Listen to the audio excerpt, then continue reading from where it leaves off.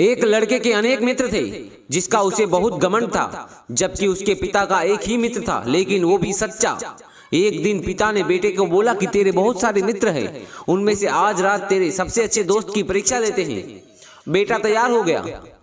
रात को 1 बजे वो दोनों बेटे के सबसे घनिष्ठ मित्र के घर पहुंचे। बेटे ने दरवाजा खटखटाया, दरवाजा नहीं खुला।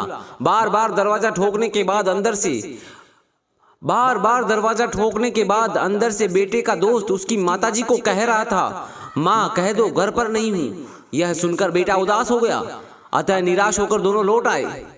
फिर पिता ने कहा कि बेटे आज तुझे मेरे दोस्त से मिलवाता हूँ। दोनों पिता के दोस्त के घर पहुंचे। पिता ने अपने मित्र को आवाज लगाई। उधर से जवाब मिला कि ठहरना मित्र, 2 मिनट में दरवाजा खोलता हूँ। जब दरवाजा खुलता है तो पिता के दोस्त के हाथ में रुपए की थैली और दूसरे हाथ में तलवार थी। पिता ने पूछा, यह क्या है मित्र?